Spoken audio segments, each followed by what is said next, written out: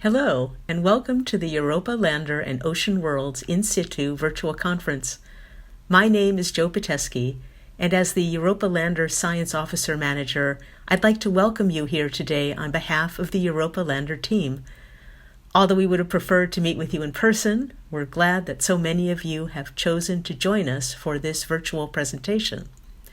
We're looking forward to keeping the community up to date about the latest programmatic and technical developments with Europa Lander, as well as the science potential unleashed by landing on Europa and other ocean worlds. My first mission at JPL was Galileo, and I remember arriving at the office in the morning and seeing those first amazing images of Europa's surface. I'm looking forward to helping to return there, this time to touch the surface. We are all regularly attending video conferences these days, so many of the usual cautions will be familiar. Attendees are muted, and there is no chat feature. If you have any technical questions, please use the WebEx Q&A feature on the right side of your screen, but do not use Q&A for chat so that we can easily monitor the channel.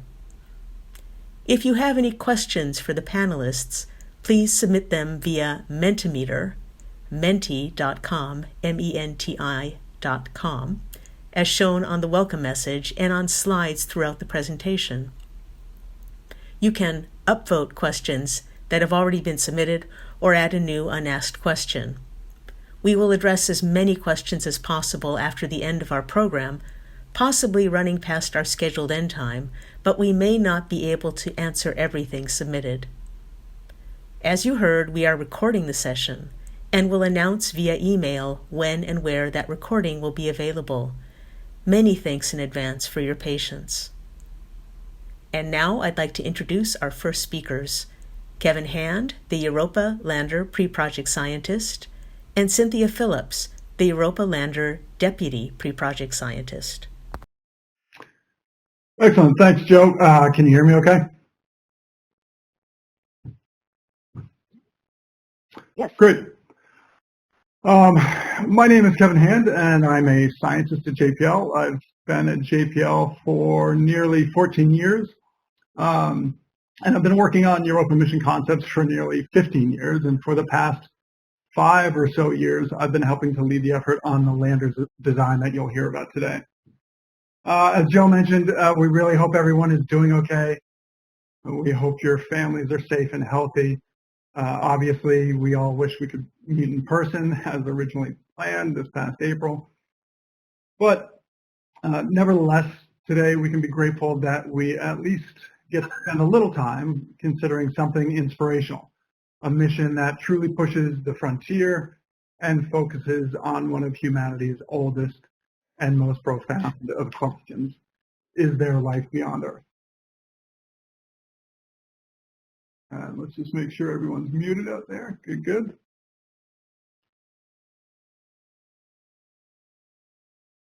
Just a quick overview of what's to come. I want to run through the agenda briefly.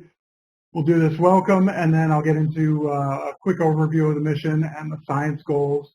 And Cynthia Phillips will also detail some of our process for landing site selection and dovetailing with Europa Clipper. Then we'll hear about the engineering of the mission concept from both Earl Mays and Ray Crum. And then we'll get into the lander sampling chain and the surface phase and some of the sampling concepts, and we'll hear from Joel Krajewski and Amelia Grossman. And we may have Charles Molestin on the line for part of that. Then we'll go to surface excavation and sample collection, and we'll hear from Lori Shiraishi. And then we'll have a wrap up and go to Q&A. Now, the names I just mentioned are just a few of the people that constitute the incredible team we have working on this mission concept at JPL, Goddard, Marshall Space Flight Center, APL, Sandia, some folks at Ames, Glenn. It's an incredible team. We also have lots of industry partners. Amelia is here from Honeybee, and we've got numerous others. So what you're hearing, who you're hearing from today is just the tip of the proverbial European iceberg. There's an incredible team behind everything that you're seeing. So I'll start with just a very brief overview of the mission concept, just to help set the stage. These are snapshots that I'll be showing you from a video animation. And if you want to see the full animation, please go to this link here. You can just take a quick screenshot or something if you can't copy this down in real time. But I think we can also post that link in the chat bar. And you'll hear a lot more about the details of this from Earl and Ray in their presentations. Now, many of you out there may already be familiar with the architecture. It begins with a solar-powered carrier stage that gets us out to Jupiter and orbiting Jupiter and flying by several of the moons to do a spin down, essentially, before the descent stage then fires to send us down to the surface of Europa. And this deorbit burn turns into the sky crane, similar to what was used by Curiosity, and that will also be used by the Perseverance rover as part of the Mars 2020 mission.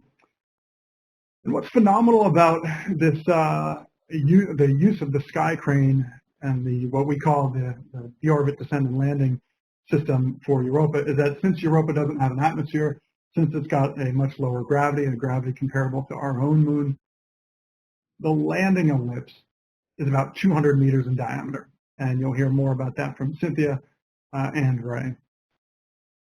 So as we come down, we've got these grasshopper-like legs to accommodate the surface at a spatial scale that's finer than any of the highest resolution images from the Europa Clipper narrow angle camera.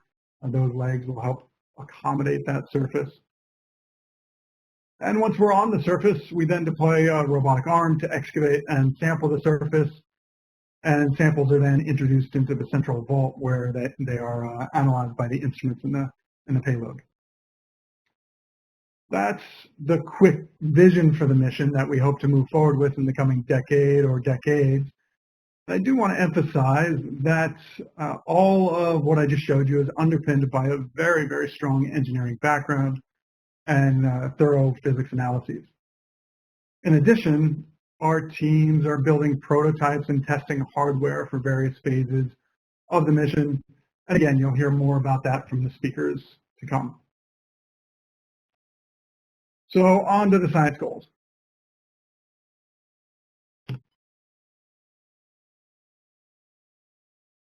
Joe, just double checking, everything looking good on the screen, and you can hear me okay? All's good. Thank you. The goals of the mission are detailed in depth in the 2016 Science Definition Team report. Goal number 1 is to search for evidence of biosignatures on Europa. And just to be clear, in the report, our team defined a biosignature as a feature or measurement that could be interpreted as evidence of life. Goal number 2 is to assess the habitability of Europa via in situ techniques. And goal number 3 is to characterize the surface and subsurface of Europa. And you can find a PDF of the report on the website shown here. And again, I think we might be able to post that website in the chat feature. These 3 goals were developed in great depth by the Science Definition Team, leading to a coordinated set of goals, objectives, and investigations that provide a scientifically robust and valuable investigation, not just of biosignatures on Europa, but also of its ocean chemistry, its geology, and its geophysics.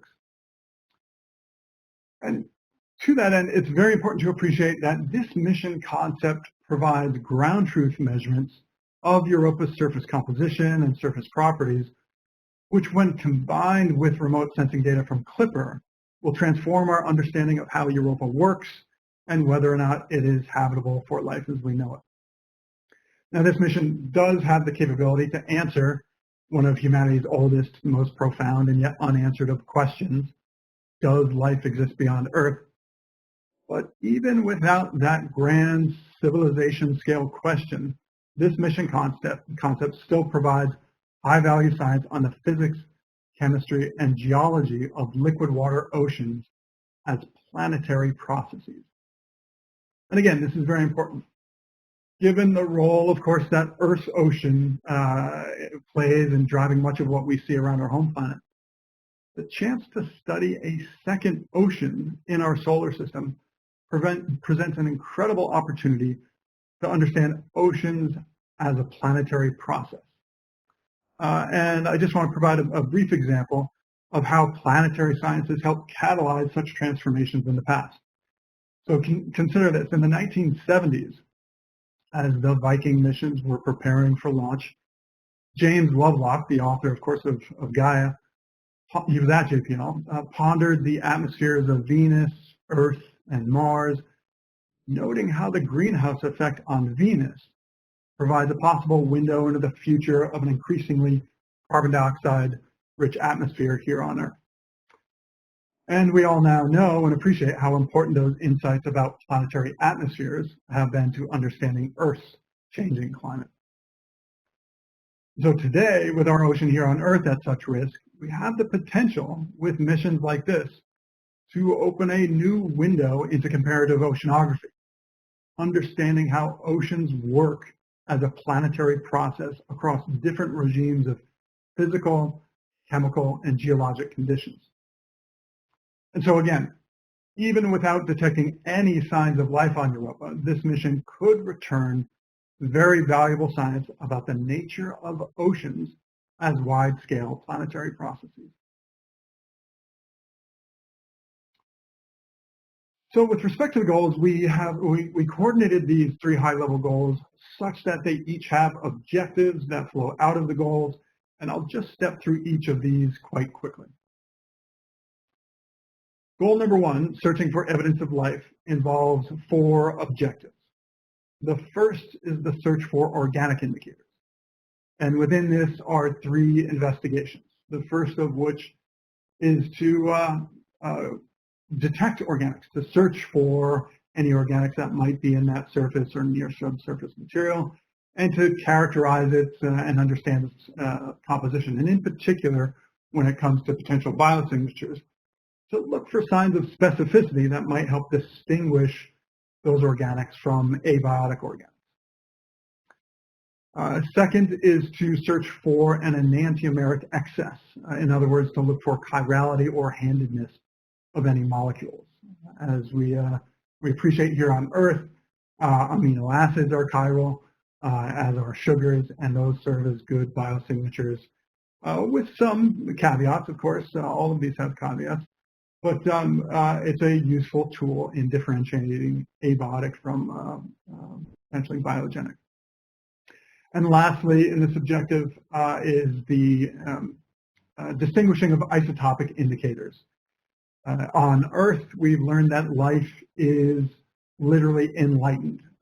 Biological processes preferentially incorporate carbon-12 over carbon-13 relative to that partitioning in the geologic environment. And such isotopic indicators might be of utility when we search for signs of life on distant worlds. The next objective within Goal 1 is to identify and characterize morphological, textural, or other indicators of life. And this basically means looking for cells and the small-scale structures made by life. Coupled with this is the search for macro-scale indicators of life. For example, looking for curious layers or formations within the ice that might be indicative of, say, microbial mats or other structures of life.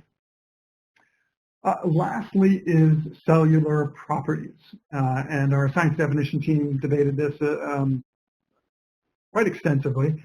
And what this refers to is the small but non-zero possibility of actually finding life on Europa's surface in its extremely cold ice and harsh environment that is still viable and looking for motility or active responses of cell-like structures. And objective 3 within Goal 1 is to detect and characterize any inorganic indicators of past or present life on Europa. These would be minerals associated with life, so-called biominerals, minerals, and also looking for characterizing the inorganic composition of any structures that are potentially identified in objective 2. The last objective of goal 1 is to determine the provenance of the sampled material. In other words, where did the sample come from and when did it come from that locale? For any potential biosignatures, it would be important to know, did the sample come from the ocean below? And as just one example, salts would be a good indicator that we have actually grabbed a sample that most likely came up from the ocean below. So if we saw salts and then we saw organics and organics potentially indicative of life, we might be able to conclude that those organics came from the ocean along with the salts and serve as a biosignature for life within that ocean. Moving on to goal 2, which is to assess the habitability of Europa via in situ techniques. Within this goal, objective 1 is to characterize the non-ice composition of Europa's surface and near subsurface material and determine if there are indicators of chemical disequilibria and other factors essential to life. Let's imagine that we find no biosignatures as part of goal 1. We certainly want to understand the environment of Europa in the context of habitability and the broader workings of Europa as a world in its own right. And objective 2 is to determine the proximity of the lander to liquid water and recently erupted materials at the lander location. And so listening for creaking and cracking in the ice shell to help then range various layers, perhaps all the way down to the seafloor. That kind of investigation might be possible. Finally, goal number 3 is to characterize the surface and subsurface properties of Europa at the scale of the lander. And within this goal, objective 1 is to observe the properties of surface materials and sub-meter scale landing hazards at the landing site, including the sampled area. And here we want to connect local properties with those seen from flyby remote sensing.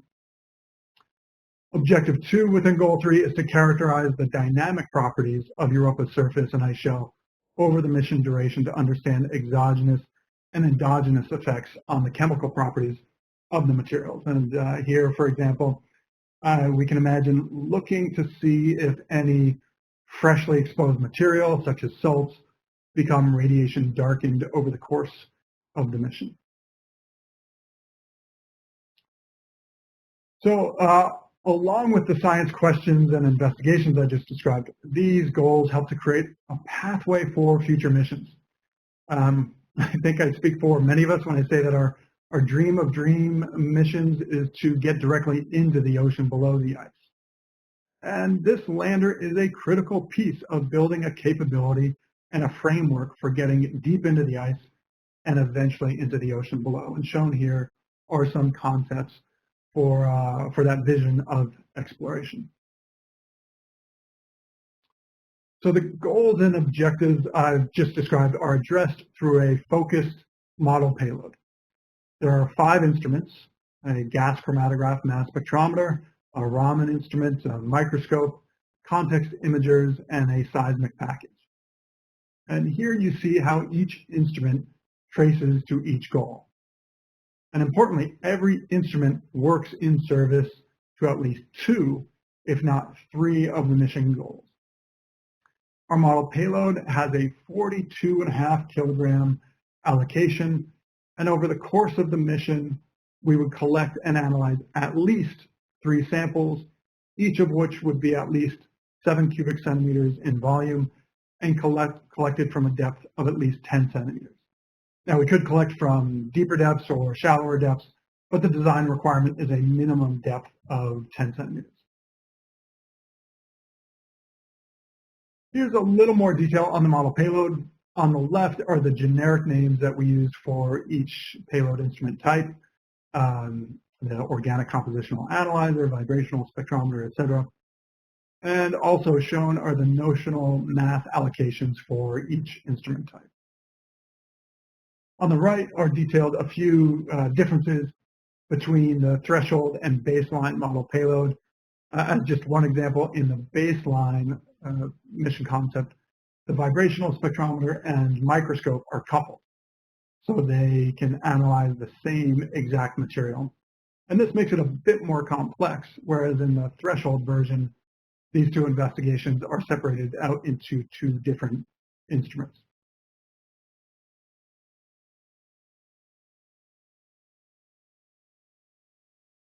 Now, I do want to spend a little bit of time on our framework for biosignatures.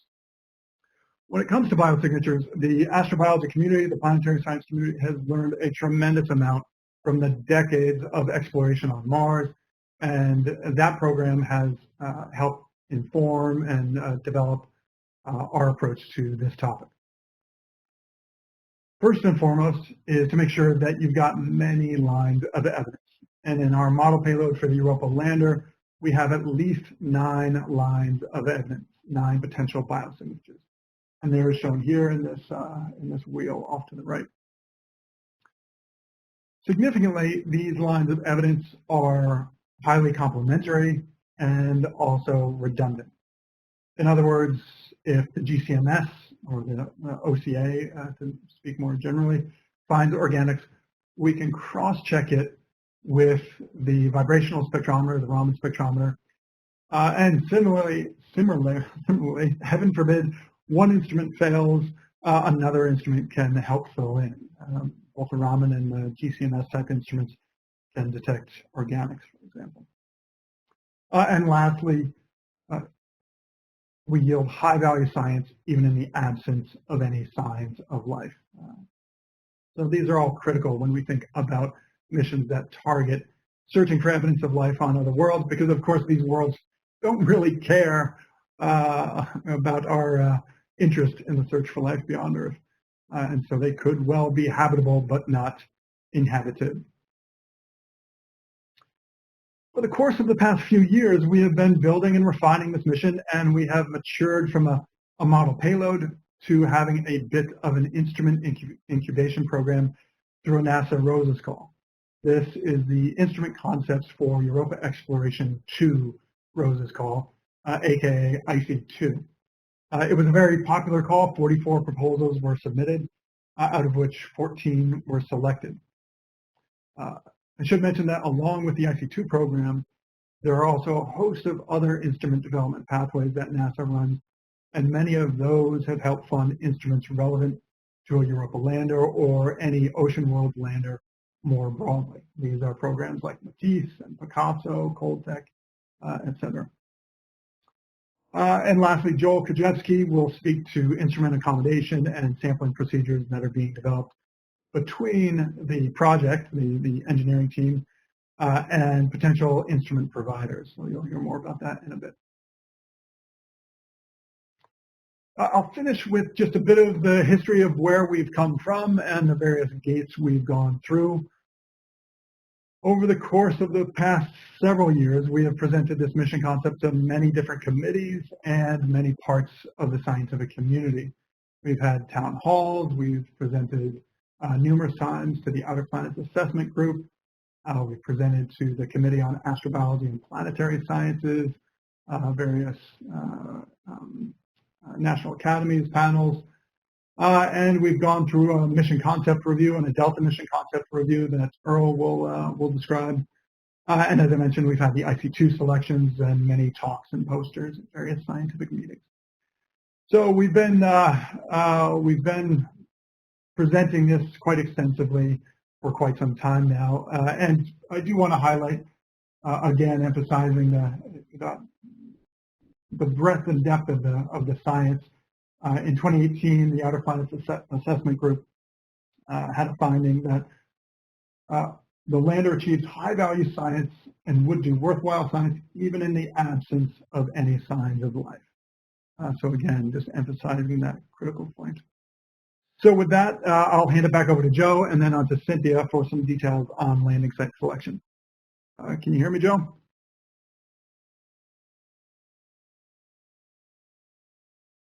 Yes, thanks so much. Yep. Hi, everyone. I'm Cynthia Phillips. I'm a planetary geologist here at JPL, and I'm also the deputy project scientist for the Europa Lander pre-project. I've been working on Europa, well, with Europa data, since the Galileo mission, so for about 25 years now. I've been looking at pictures of Europa taken from orbit, and I am just so excited to one day get to see the surface of Europa from the surface, to get to see that in situ view that will help us to understand all of the remote sensing data that we've been taking for 25 years of Europa. I want the picture that's shown on this splash screen of the lander with Jupiter in the background. And a mission like the Europa Lander mission concept is the way to do that. So just as a reminder, if you have any questions during this or any of the other presentations, please go to menti.com, that's MENTI.com, and use the code that's at the bottom of the screen, and it's also in the Q&A part. That's 249114, and we'll be answering some of those questions at the end of the presentations this morning. Next slide.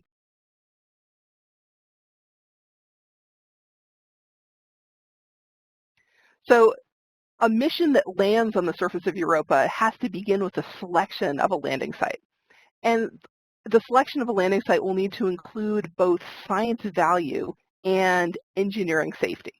We can pick the most scientifically amazing site that we can find on the surface, but if we're not able to actually put a lander there, then all bets are off. We're not going to be able to do it. And conversely, the engineers could find us this perfect, smooth, flat site that's great to land on, and the scientists could say, no, that's boring. I don't want to go there. And so it's a balance between science and engineering when we choose a landing site. The data set that we'll use for Europa Lander comes from Europa Clipper. And Europa Clipper is a spacecraft that's already well underway. It's in its construction process at NASA. It's currently in phase C, which means the builds are beginning, and it'll launch later in this decade. The top-level science goal for Europa Clipper is to explore Europa to investigate its habitability. So Europa Clipper will give us multiple close flybys of Europa, and its science observations will focus on habitability. And so this is very compatible with the biosignature detection goal that you just heard previously in Kevin's presentation. The science criteria for a landing site in Europa will include factors such as a young surface age. We want to go to places where something interesting has gone on and the surface hasn't been processed too much to destroy any potential biosignatures. We want to look for places where the composition is interesting, where there's a higher concentration of non-ice materials at or near the surface. We'll be looking at the radiation exposure on the surface, not just for survivability of our spacecraft, but also for processing of the surface, for how degraded any potential biosignatures might be by the constant flux of radiation. And the radiation dose varies by latitude and longitude on Europa's surface. We'll be looking at different kinds of geologic terrain types, as well as proximity to either liquid water or any recent or perhaps even current geologic activity.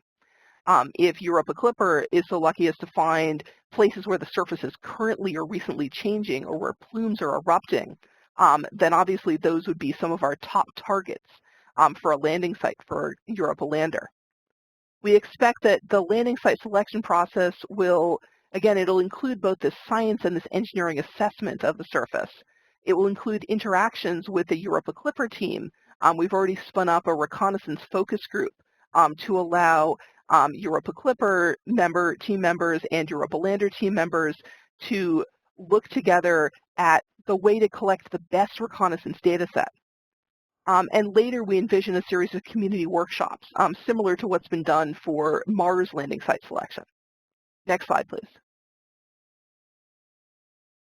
The data set that we'll gather from Europa Clipper is a wonderful, all-encompassing remote sensing data set. The remote sensing instruments on Europa Clipper, some of which are listed here, include the ICE camera, which has both a narrow angle and a wide angle camera. This data will give us high-resolution stereo images of any potential landing sites, as well as regional context for these areas. And the highest resolution at close approach will be as high as about 0.5 meter per pixel.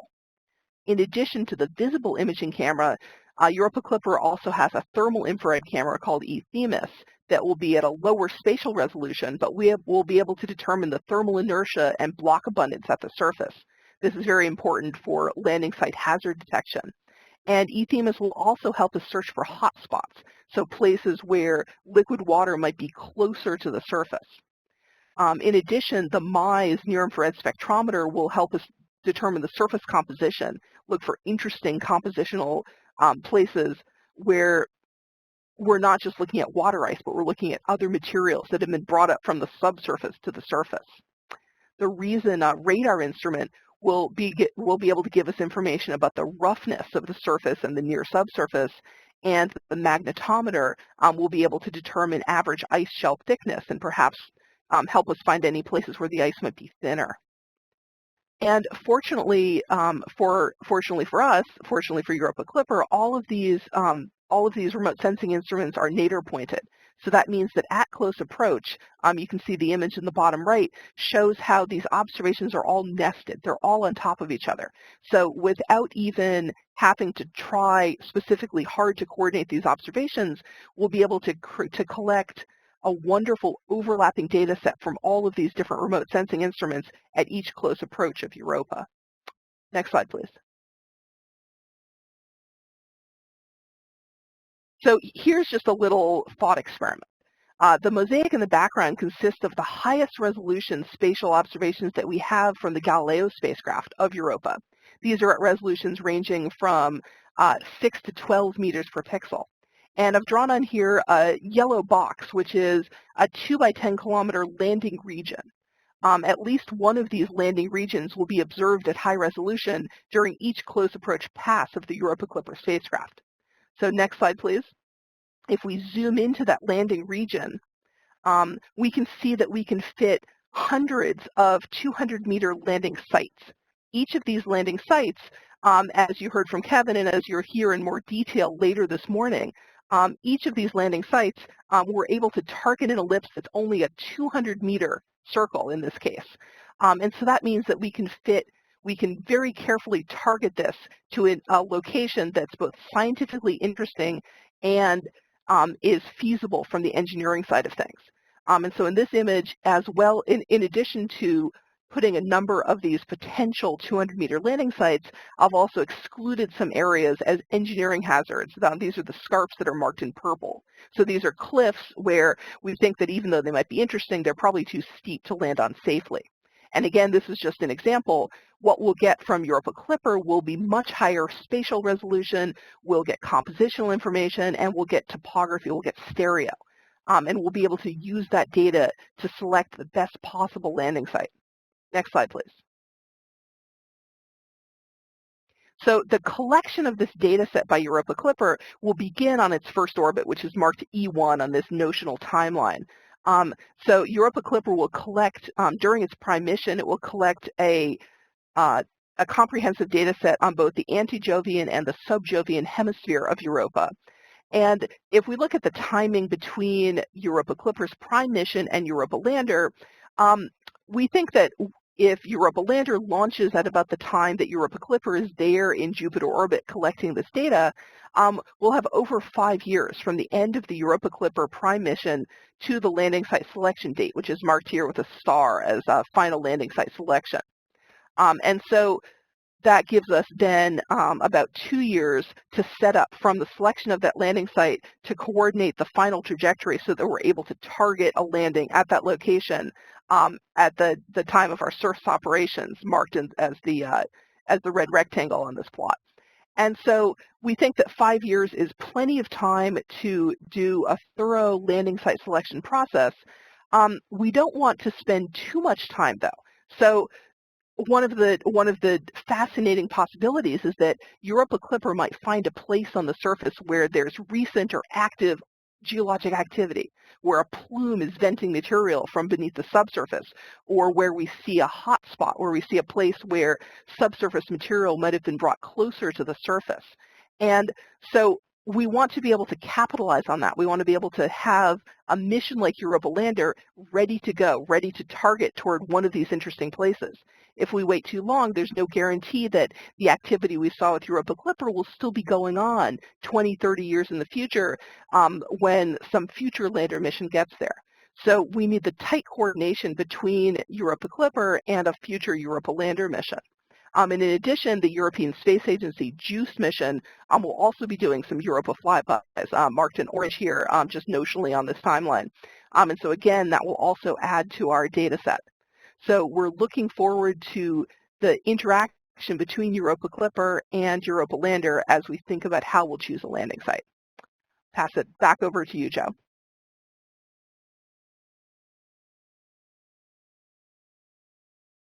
Thank you so very much. That was the Europa Lander Pre-Project Manager. Hello, everyone. As Joe said, I'm the Europa Pre-Project Manager. I've been on the job for about 10 months now. I've been at JPL since slightly after the Earth cooled. But as far as Lander is concerned, I'm a bit of a newbie. My previous job was the project manager for the Cassini mission to Saturn. And to be honest with you, I can't quite believe my good fortune to go from a mission with incredible technical challenges and incredible scientific results to a mission with perhaps even more incredible technical challenges and perhaps some world-changing science at the end. Astrobiology on the moon of Jupiter, what could be better? So I have a couple of takeaways I'd like for you today. One is that the lander is an absolutely awesome mission. To land on an outer planet's ocean world and do astrobiology, absolutely awesome. Of course, you probably would know I'd say that, so I'm the project manager. So I'd like to reinforce that point with a quote from an independent board that gave us at our mission concept review. And it goes like this: the goals of the Europa Lander mission are ambitious and quite possibly represent the most exciting science objectives to be adopted by any NASA planetary mission to date. Again, a validation, I believe, of an incredibly exciting mission.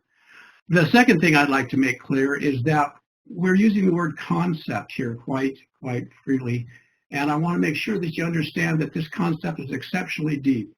We've gone through 2 very detailed reviews, and you're going to see a lot of graphics and some notional representations, but they are based on substantial and very penetrating engineering and scientific analysis. Our designs are fully compliant with margin requirements for mass, power, comm, etc. And as I said, the technical components have successfully passed both an independent mission concept and a Delta mission concept review. The Delta mission concept review addressed cost issues, not technical issues.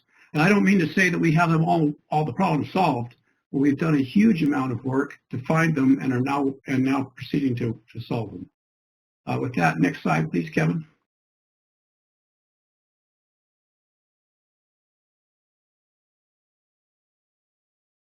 My apologies, wrong button. So here's an overview of the mission. Our launch vehicle of choice is the SLS Block 1B. You'll see the kind of the nesting doll of the lander and all of its components next to it, not to scale, of course. We're quite massive at launch, and the SLS-1B is capable of doing the job. We've got a 5-year Jupiter orbit cruise to Jupiter. And you can see the carrier stage there with the lander on and the bioshell attached. A lot of heritage. The carrier stage is being built by APL, and there's a lot of heritage, particularly in the solar panels and others, with the Clipper development. You may have, if you were looking carefully at Cynthia's slides, you saw that she had about a 4-year period between JOI and surface operations. I'm showing a landing here in 2.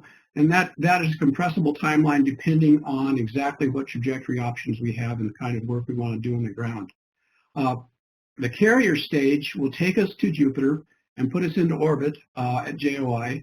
And then there's that marvelous gravitational dance that mission designers love to do, where we finally take our orbit down smaller and smaller with the interaction of Jupiter, Europa, and the Sun, finally into a orbit where the carrier stage can put us in orbit around Europa, a period of time for more shaping of the orbit, and then finally it will put us into a Europa orbit, a descent orbit.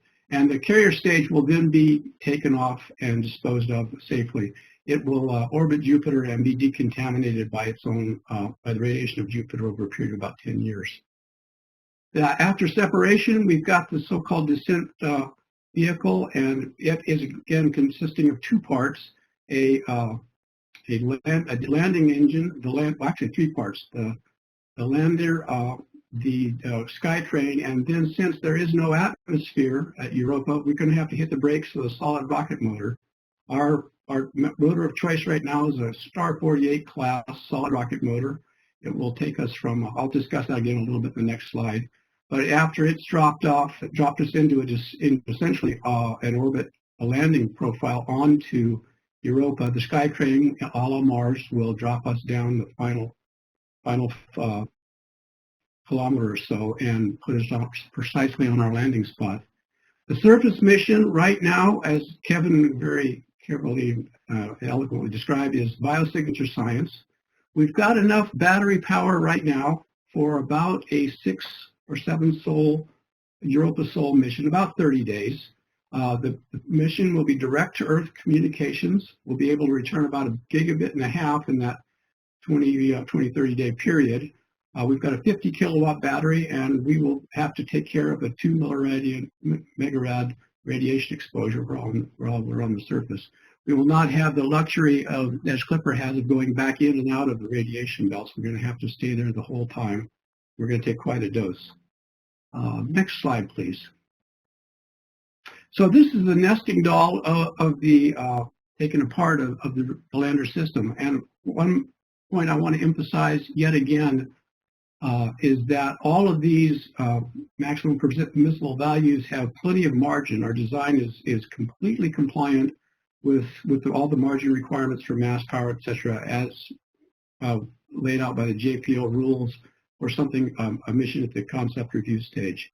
So message one is it's going to take about 15 metric tons to get about a half a metric ton to the surface. The cruise stage and our biodome, of course, have to, in order to maintain our planetary protection requirements.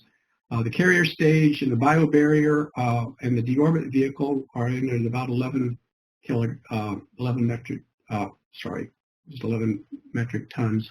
The power descent vehicle and the deorbit stage, which is being developed for us by Marshall Space Flight Center, and the power descent vehicle. And then finally, the descent stage and the lander. So by the time we're done, we've taken 15.5 metric tons at Earth and put 500 kilograms on the surface of Europa. Next slide, please.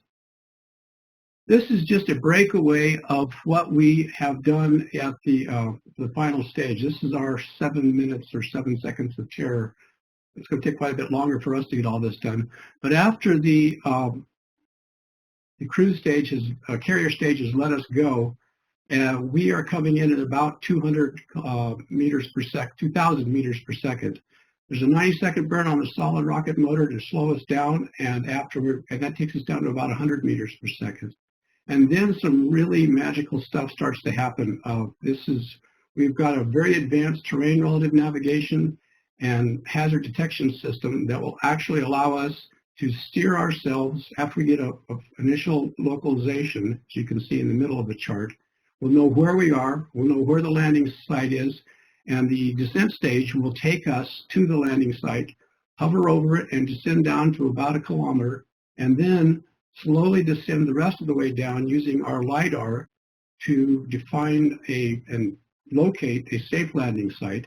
You'll see later that we have a lot of flexibility in the landing site relative to the landing mechanism, but we do want to find as compatible a site as we can. The SkyTrain will engage finally and then take us off into the flyaway. Hit flyaway, and we're into our 30 days of surface operations. Let's see, next slide, please. So here's just a quick breakdown. I don't want to talk to all these little components. You're going to hear a lot about them later, but I do want to point out a couple of things, and they're highlighted in red here.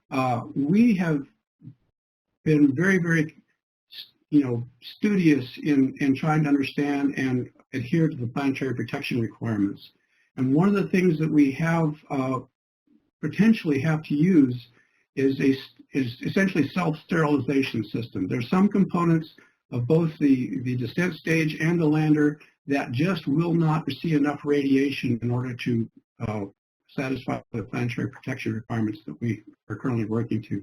So we have what's called a terminal sterilization system, and those are pointed out in red in both the lander and in the descent stage.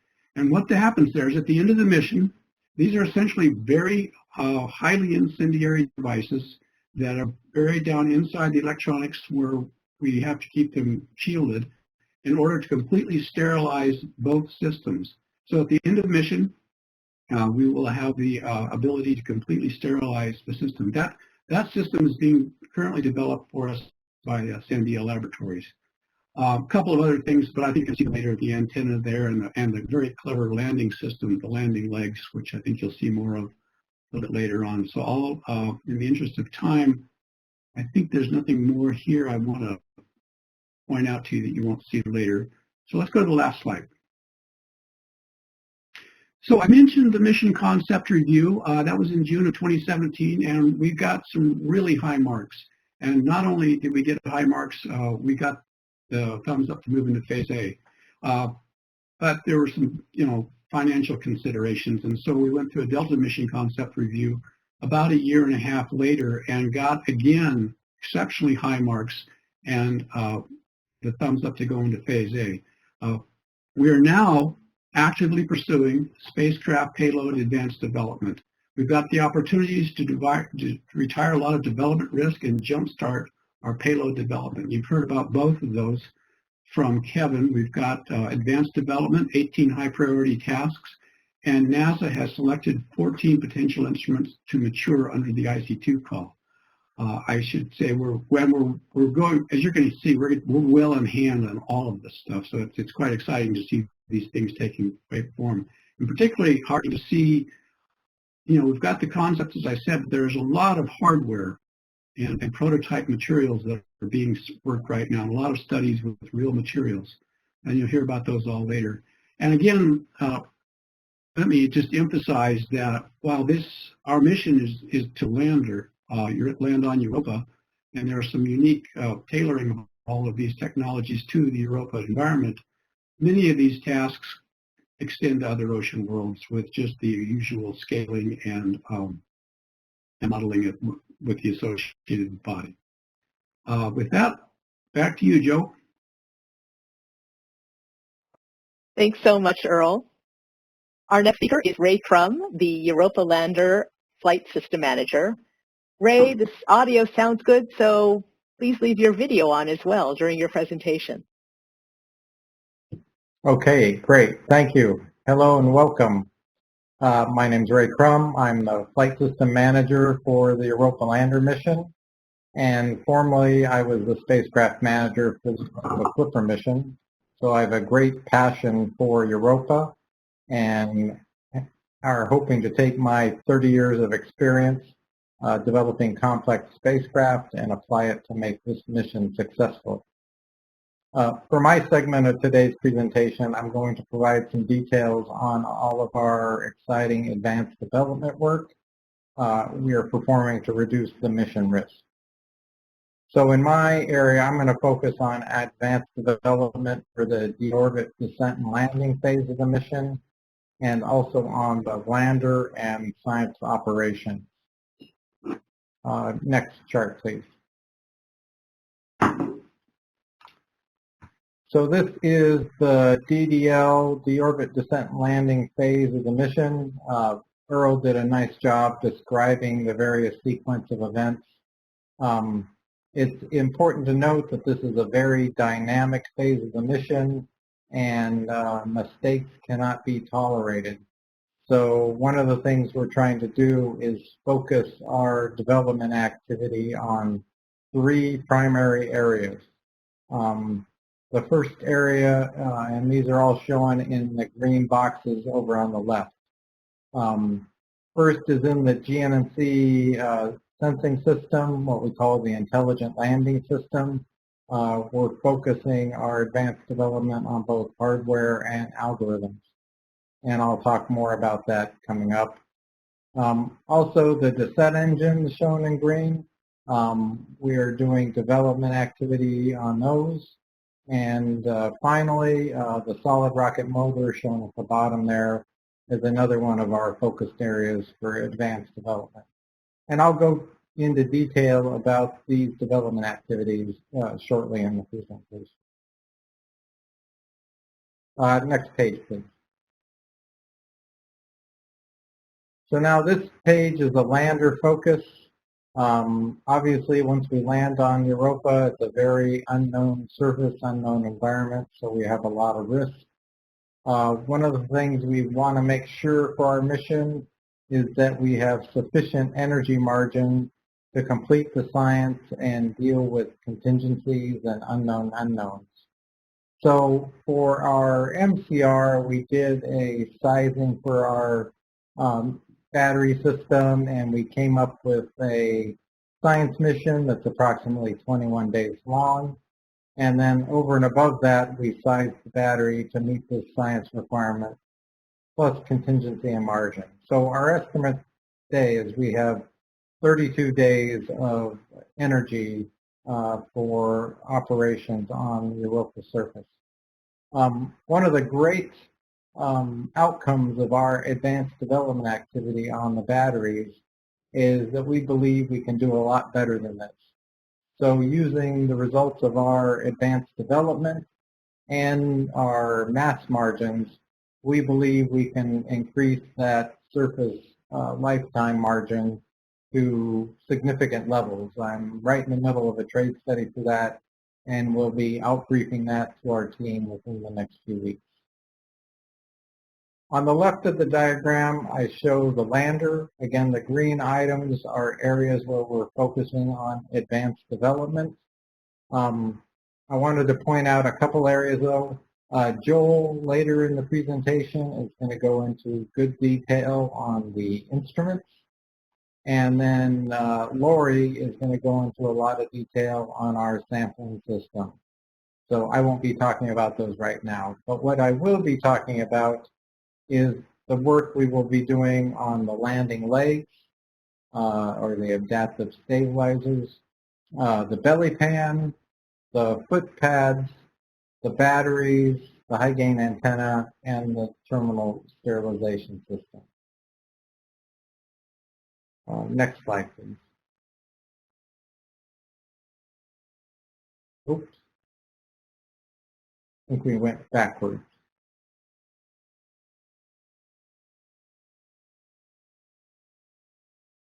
Kevin? Yep, stand by. PowerPoint just did something fun, so Got to be out on our feet. exactly. In the meantime, this is a good reminder that there are already 25 questions that have been submitted so far.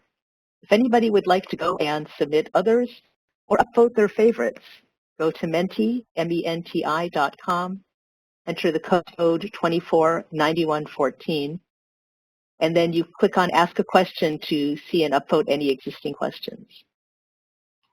We've been asked already quite frequently if the slides, I believe, will be posted later, and we anticipate being able to do so.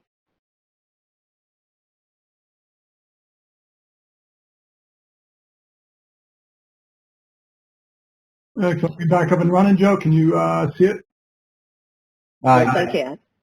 Excellent. Okay. Go ahead and advance to the next slide, please. All right, so now these next few sections, I'm going to go through our advanced development activities. In this first set, I'm going to focus on our risk reduction activities for deorbit descent and landing. And so the first one shown on this page is for our solid rocket motor. We use this motor for deorbit. It takes us from a velocity of 2 kilometers per second down to 100 meters per second. Now, this solid rocket motor has a lot of heritage in low Earth orbit, but for Europa, it's going to be seeing a very unique environment. It's going to have a long, cold cruise phase followed by high radiation phase. So the focus of this risk mitigation is to understand the effects of those environments, test the materials, and come up with a design that will work in our Europa mission. Marshall Space Flight Center is our teammate supporting this effort. and they are contracting with 2 potential solid rocket motor suppliers to do this combined environmental testing and to establish a concept design that we can take into phase A of our mission.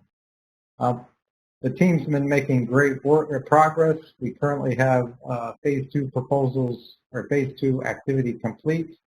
That has basically refined the yogurt stage design, selecting materials we think will be robust to the environment. And then phase 3, the follow-on phase, will be extending this work, focusing on combined environmental testing of all of the materials and ballistics testing of the propellants. Next, please. Again, associated with deorbit descent and landing, one of the things we want to do is avoid mass growth on our descent stage.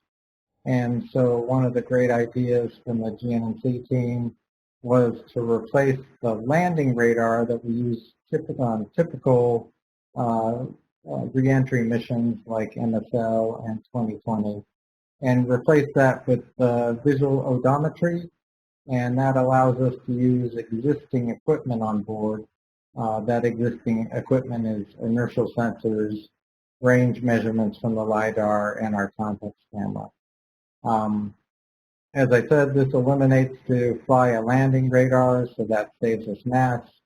And this work has been making great progress. We've developed all the algorithms that we need to use for this mission, and we're currently planning for a field test that will be accomplished in late 2020 or early 2021. So great progress by this team. Next. The Sky Crane has been a very successful landing system that we've utilized on MSL and about to utilize on Mars 2020. But it's not 100% applicable to Europa environment. So one of the things we have to do is we have to develop smaller engines that work in our environment. So we're working on 800 Newton throttled engines for Europa. We currently have completed the throttle valve assembly design with Mode, and we're now on contract for hot fire testing with Aerojet, and that testing will occur later this year. Next, please. So as Kevin pointed out earlier, we don't have a lot of good images of the Europa surface. So from an engineering standpoint, we're planning to land on an unknown surface. And so we're trying to develop a landing systems which consist of legs, belly pan, and feet that at the end of the day keep the instruments level while dealing with up to a 1 meter surface relief. And so we have developed our first iteration hardware and tested that. We got a good lot of lessons learned from that first iteration. So now we have completed our iteration 2 hardware and are getting ready to integrate that and test that in our landing system testbed. Next slide. The second major activity for landing on an unknown surface is providing a LiDAR-based hazard detection system and field testing it. So we currently have 2 high-performance contractors maturing their design, LiDAR designs, and also performing radiation testing on their parts to ensure that the parts that they pick will work in our radiation environment. This ultimately will culminate in a flight test program to demonstrate that this system works. Next slide, please. So now I'm going to focus on risk reduction activities for the lander. So before we got ourselves from orbit down to the surface. Now we're talking about the actual surface operation. So one of the key success to this mission is getting all the science data back to Earth. We have a direct-to-Earth high-gain antenna that we're using for the mission. It's using some innovative technology, and so our job was to demonstrate and prove that technology and move it to TR level 6.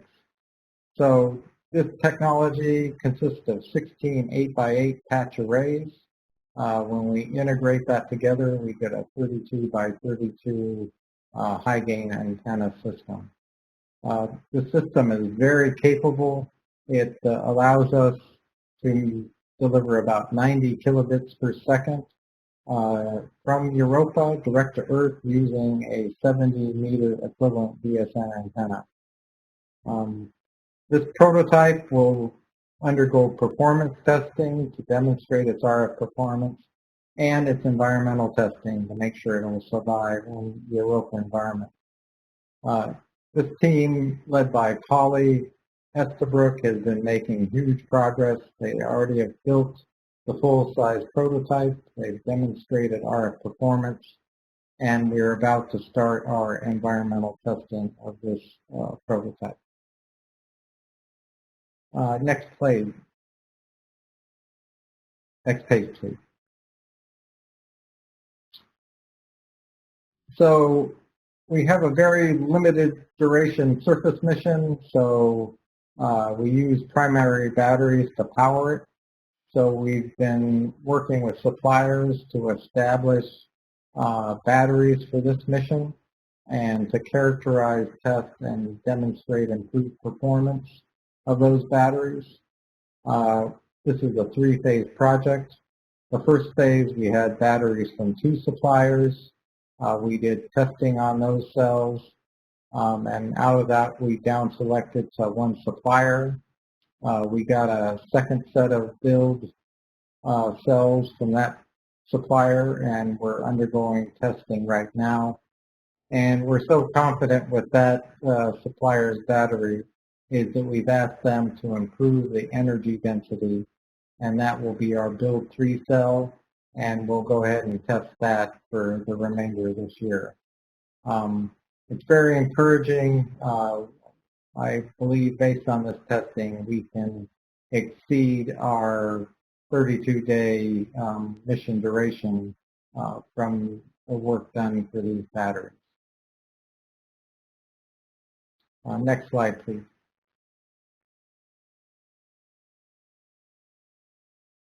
So with any spacecraft, we're always concerned with mass growth, and one of the areas we decided to invest in was developing lightweight, low-volume motor control electronics. We leveraged years of work from other funding sources on this technology, and now we're taking it and creating a prototype to demonstrate this lightweight, low-volume. The team here is making great progress. They've completed multiple card designs. They actually have the current sensor module complete and ready for test, and the motor control card developed and ready for test. The full prototype will be integrated and tested by later this year.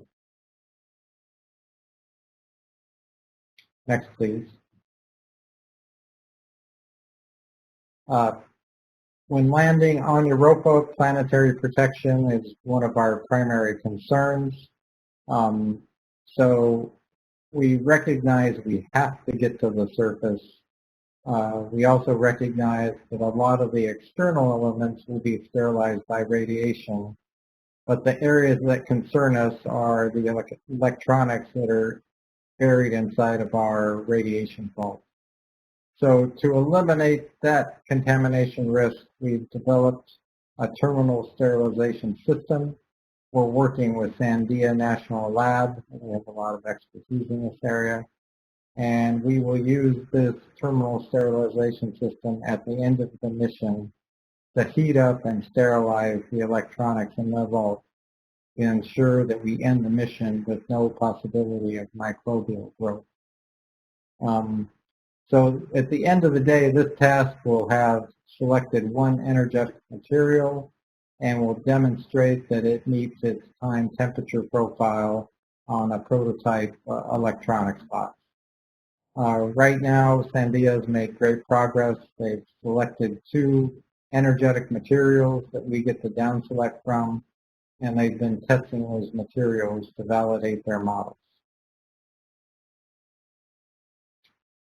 And next, last but not least, sample contamination is also a concern. So our contamination control group has been doing plume contamination testing.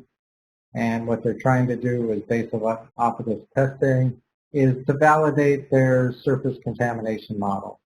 We're on contract with DLR in Germany because they have a great test facility that allows us to test these propulsion components and simulate the cryogenic environment. So we are on contract with them, and we have a test plan complete, and we look forward to testing with them later in the year. So that completes all of the major risk reduction activities. I think what you can see here is that we've focused our task into the high-risk areas, and we are making exceptional progress to reduce the risk. And then the last chart is just a few pictures of our progress. The upper right is our second-generation landing legs that are getting ready for integration. The middle top picture shows motor mechanical testing after radiation. The upper left shows our 32 by 32 high gain antenna undergoing performance test. And the bottom left shows our motor control sense card that we'll be using later for integrating our motor control prototype. And the middle figure shows our battery abuse testing.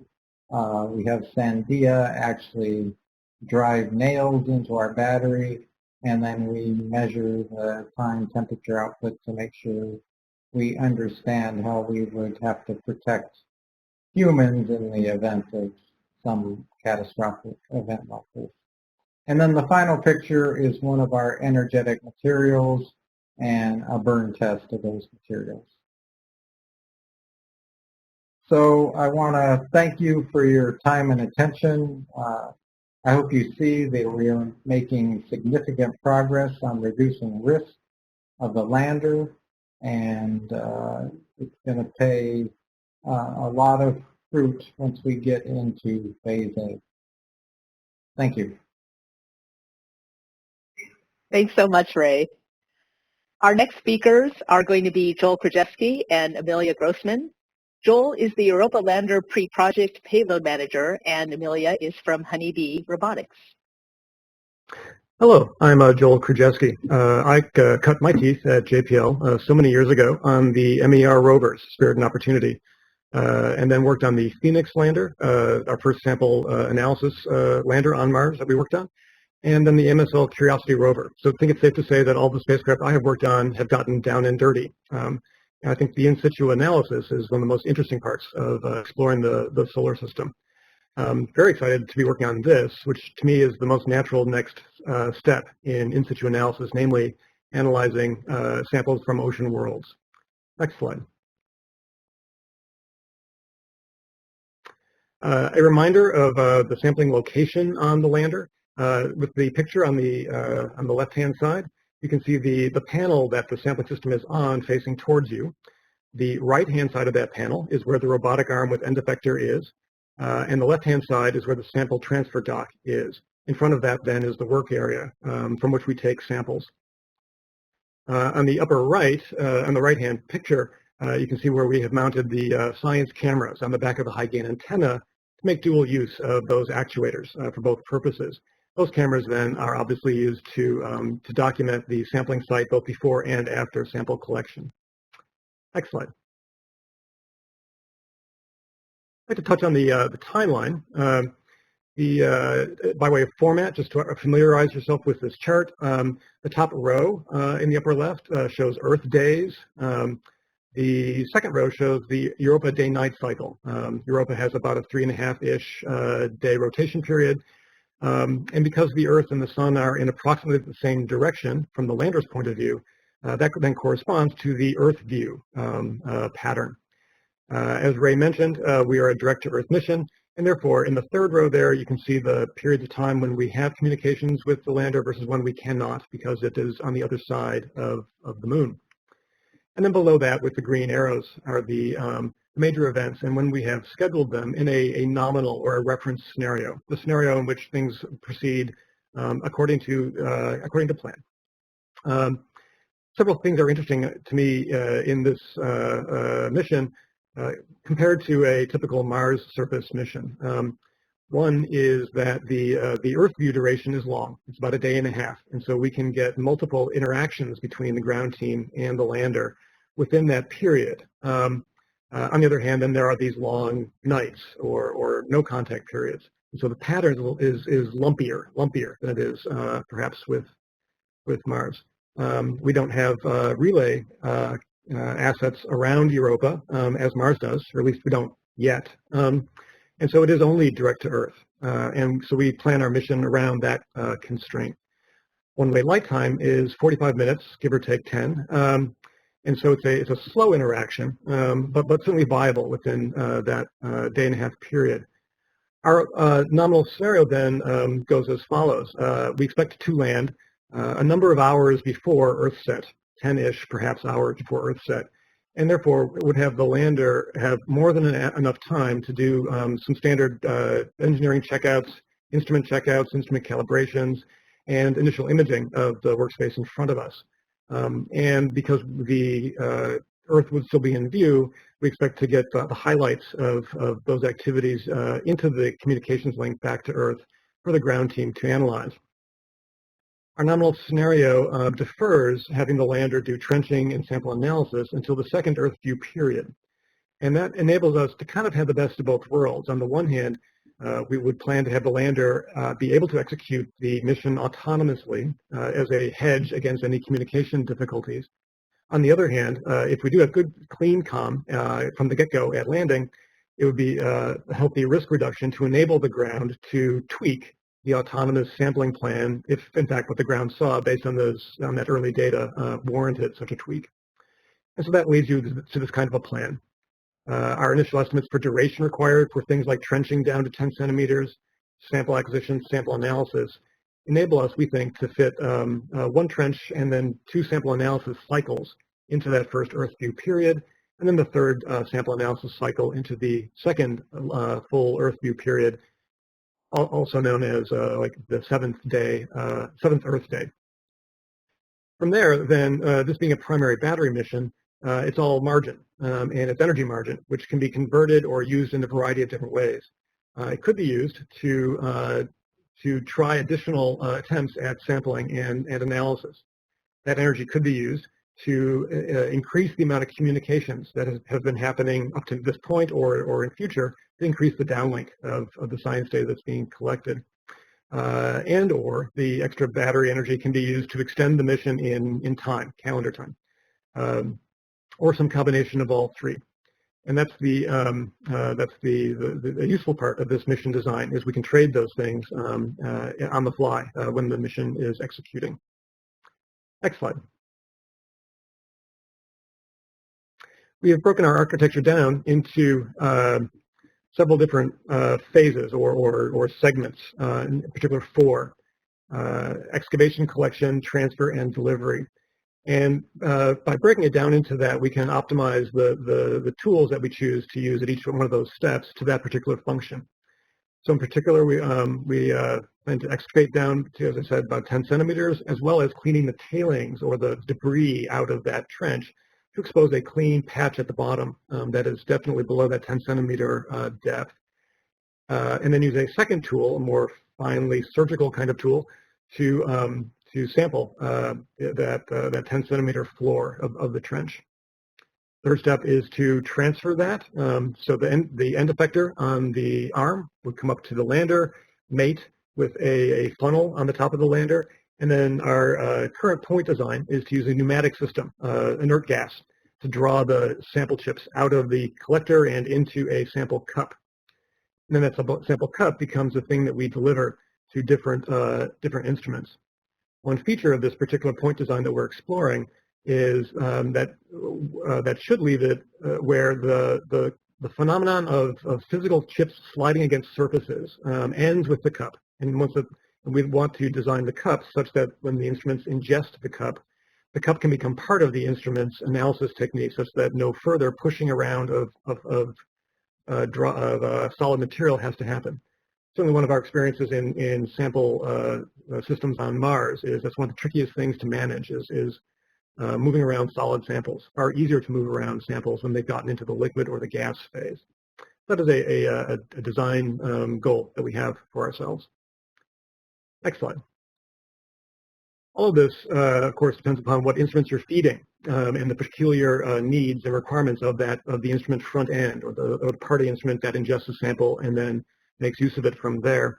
A reminder of the kinds of instruments that Kevin had mentioned. So among the instruments in our model payload are GCMS, vibrational spectrometer like a Raman, and a microscope. And then some of the key sample requirements are listed at the right, of which one that we're focusing on now is starting to figure out how to maintain the sample temperature as cold as on the order of 150 K. Next slide. Okay, so starting at lower left, we expect the Europa surface to start out in the 70 to 130 K region, possibly warmer. And then the goal is to get the sample in without warming it up much beyond that. Any sampling system will inject some amount of energy into the sample it's collecting. And then our goal is to figure out how to minimize that. A further interesting feature of the thermal challenge is that we expect that the different instruments would have somewhat different thermal needs at their front end for their analyses. And at right, we in the right-hand gold box listed out some of those features that we're expecting. So from the model payload in the FCT report, we're expecting the OCA to be something kind of maybe MSL SAM-like, as an example, which would want to find the volatiles that are in the sample and therefore keep the sample cold and warm it very slowly in a controlled manner, but then max out at a temperature that's on the high side, perhaps 1,000 Kelvin. And so that's one thermal driver to accommodating that kind of an instrument in this system. A vibrational spectrometer like a Raman, on the other hand, would want to perhaps keep the sample cold for an extended duration to do a sample analysis against the ice chips before they have warmed up, and therefore before any what I'll call induced chemistry has happened, before heat injected causes the natural constituents of the sample to interact with each other. As well as then warm it up to a room temperature for a liquid phase analysis, and then desiccate the sample to concentrate the non-ice portions and analyze that. Third case would be perhaps a fluidic microscope type instrument, in which case we would not expect that to need to be kept cold for very long, but mostly to reach a somewhat above zero kind of zero C kind of temperature, and then hold a nice clean thermal stability for fluidic analyses. You'll see that all the gold arrows from these different thermal zones all kind of converge on that one corner of the lander, and that's the challenge that we're starting to look at. Next slide. Devil's always in the details, and the details trace them back to instruments. So we are immensely grateful that headquarters put out the IC2 call about a year and a half ago, and then made selections about a year ago. As Kevin mentioned, 14 folks were selected for a 2-year execution for two kinds of things. The first part of the call is the traditional technology development of the measurement technique objective. Good. Second goal is really close to our hearts, which is requesting close interaction between these selectees for this grant and the pre-project in order to work out these atypical kinds of accommodation features. And so we have a good set of collaborators out there. We have been collaborating with them for about a year. Next slide. Okay, so this slide enumerates our collaborators, broken down by what kind of instrument they are. So you can see that we have at least one, sometimes several examples of the model payload instruments: an imager, a seismometer, microscope, a vibrational spectrometer, and an organic analyzer. We also have a few additional instrument types listed in the lower right, and then the 14th selectee was CADMES, which is not an instrument per se, but rather a sample transfer approach. And you'll hear about more about that a little bit later. One of the most valuable things to us is that if you look at the team members that each of these coming from these instruments, they're from a variety of different institutions: SWIRI, APL, Ames, Arizona, Michigan, Berkeley, Maryland, Goddard, and all very credible and all very diverse in their experience base that they bring to the table. And so we're getting a rich set of instrument types to bounce against our expectations about how to accommodate them. We do welcome talking to additional instrument teams. As Kevin mentioned, there are a variety of other grant programs, Matisse, et cetera. And so we welcome additional relevant instrument types to engage with. We have a few already. If you have an instrument that you'd like to talk to us about, by all means, get in touch and we'll talk. Next slide. So the transfer approach, in terms of developing this with this collaborative team, is to pick at least one method of transferring sample into the instrument. There are a variety of different ways you might do it. What's important to me is to pick one, at least one, and then work out all of the ramifications on the system around it for at least that one, so to get a self-consistent point design across the different steps. The first one we choose to focus on may not in the end be the best, but we'll learn a lot by trying to get very precise and build prototype hardware and test it against at least one good point design.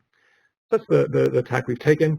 We are devising the system to accommodate any rational combination of three instruments, because our goal is to make accommodation viable for all relevant instruments. And the way we do that is by exploring different possibilities. And then focusing in on that sample cup, because that is the one piece of hardware that serves multiple masters. It is the thing that gets filled by the sampling system. It gets moved around by CADMES and then becomes a part of the front end of an instrument. And so you'll see that what we are doing, our design goal, is to devise an approach to the cup that has a fill location and handling locations that are common to all instruments. But then other features of each cup can be tailored. For example, some instruments might want a filter on the bottom. Some might want a window on the bottom of the cup. Some or all might want sealing surfaces so that when the cup enters their instrument, they can seal their plumbing to it and then go off and do their analyses from there, etc. We've been working on that approach for about a year, and so far that basic idea of a cup with common features for handling but diverse features for diverse instruments is hanging together. We've developed an initial design for that and have iterated with all the various teams to kind of converge. And at this point, each of the IC2 teams is incorporating their side of that design into their instruments, and the CADMES team is prototyping hardware for testing the transfer mechanism. With that, I'd like to hand over to Amelia Grossman, who will describe the CADMES system. Next slide. Great. Thanks, Joel. Good morning, everyone. My name is Amelia Grossman. I'm a mechanical engineer at Honeybee Robotics, and we are working with Goddard on CADMES, which is the collaborative acceptance and distribution for measuring European samples, or the sample transfer dock that you've been seeing and hearing about.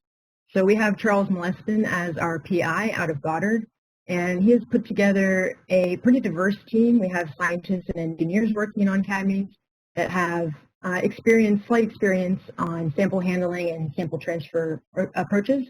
Charles is the deputy PI of the SAM instrument on MSL. Honeybee Robotics built the sample manipulation system for SAM, and we have other colleagues on the team working on sampling and sampling processes for MoMA and Dragonfly. So we come to this to CADMES with an experience on the engineering challenges and priorities needed for transferring sample, and also of the scientific implications of making sure that that sample has its integrity, that it left the sampling arm with as it enters into the instruments. If you go to the next slide, please. This is cadmium. This is our point design that we're building now. We're working on fabricating for TVAC testing at Goddard in fall. So you can see here on the left we have the dust shield, and then on the right is just the same image but with the dust shield removed.